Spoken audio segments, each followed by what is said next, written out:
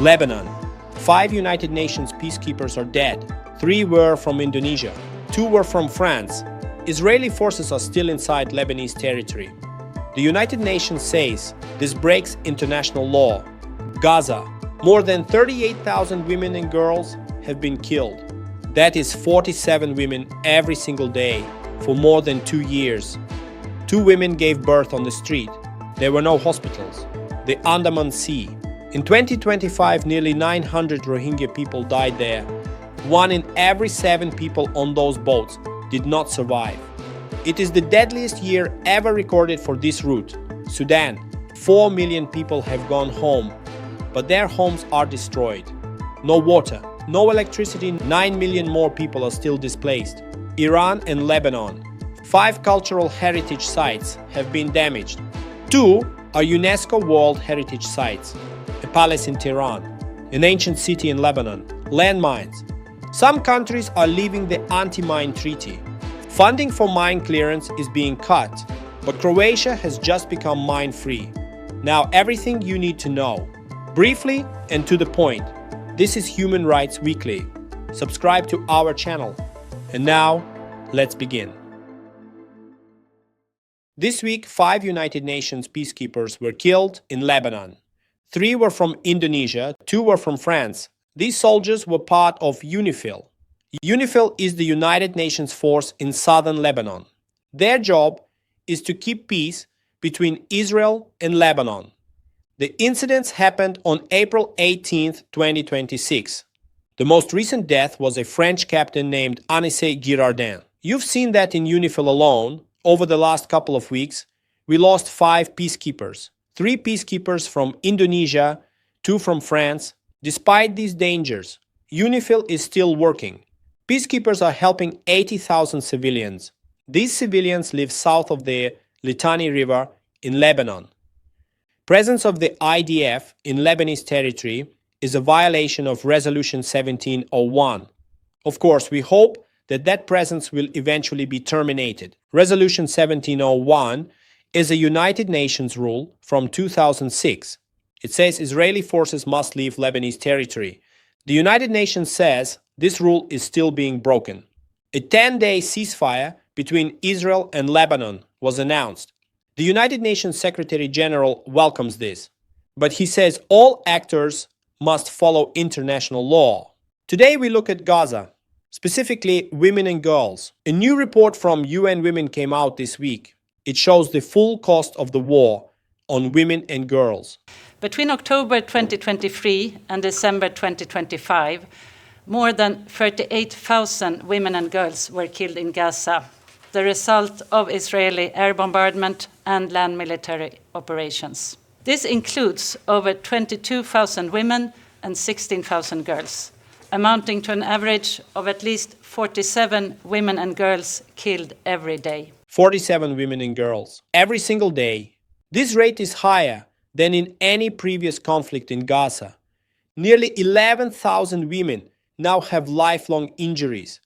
These women survived, but they will never fully recover. Nearly 11,000 women and girls in Gaza have sustained injuries so devastating that they survive only with lifelong disabilities. Nearly 1 million women and girls have been displaced. Again and again, access to water and food have been severely limited, with nearly 790,000 women and girls experiencing crisis level or catastrophic level of food insecurity. And healthcare has collapsed.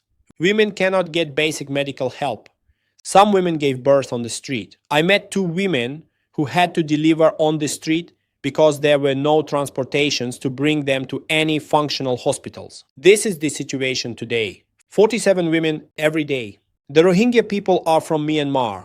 They have been persecuted there for many decades. Hundreds of thousands have fled by sea. In 2025, nearly 900 Rohingya refugees were reported missing or dead in the Andaman Sea and Bay of Bengal, making it the deadliest year on record for maritime movements in South and Southeast Asia. 900 people missing or dead in 1 year. According to data from UNHCR, the UN Refugee Agency.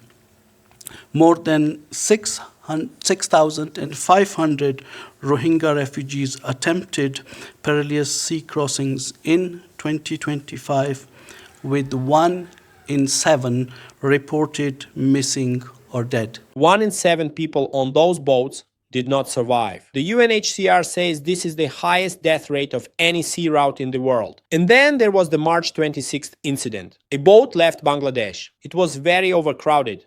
The sea was rough. The boat sank. We are an extremely overcrowded boat that departed Bangladesh on 26th of March reportedly capsized due to rough seas, leaving an estimated 250 people missing. 9 survivors were rescued on 9th of April near the Andaman Islands. 250 people are missing. 9 survived. Why do people take this risk?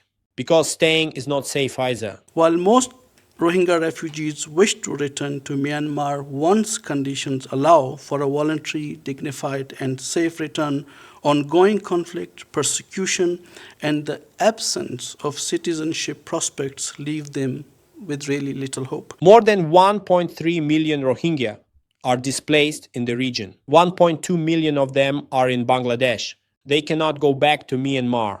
They have no legal status in Bangladesh, and funding for refugee camps has been cut. This makes people even more likely to try the sea crossing. Sudan has been at war since April 2023. The war is between 2 military forces. Millions of people fled their homes. 4 million people have now gone home to Sudan. Some are going back because they believe the fighting has slowed. Others are going back because camps and host countries became too difficult. Nearly 4 million people have voluntarily returned to their places of origin, particularly to Al Jazeera. But going home is not safe. Homes are destroyed. Water does not work. Electricity is gone. Returning home should mark the beginning of recovery, but in Sudan today, it is often the beginning of another struggle for survival. The speaker said this from inside Khartoum. She saw it with her own eyes.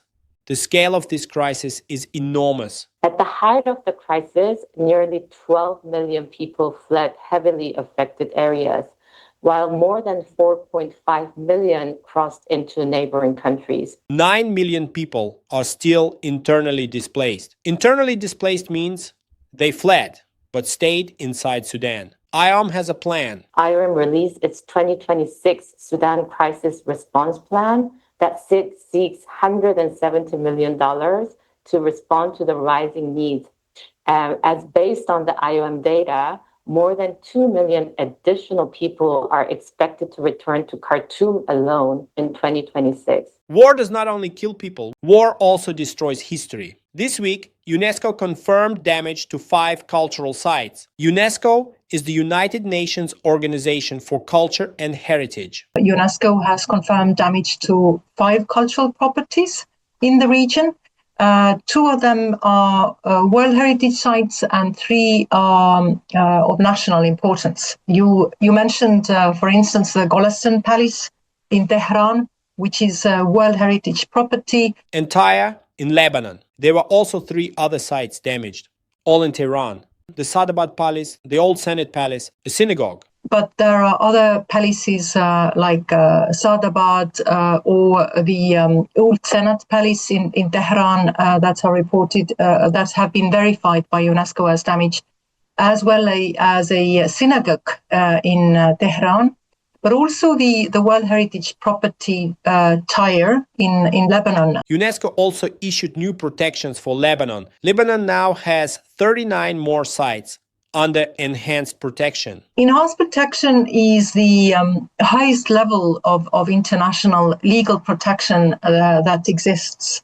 As I said, under the second protocol of the Hague Convention, it's granted to sites that are of greatest importance to humanity, and it provides them with the highest level of immunity from military attacks. Attacking these sites on purpose is a very serious crime. It can be a war crime under international law. This week, the United Nations Mine Action Service held a major meeting. People from 60 countries gathered in Geneva. The topic? Landmines. Landmines are hidden bombs placed in the ground. They do not stop working after the war ends. They can kill or injure people for decades. The Ottawa Treaty is a global agreement.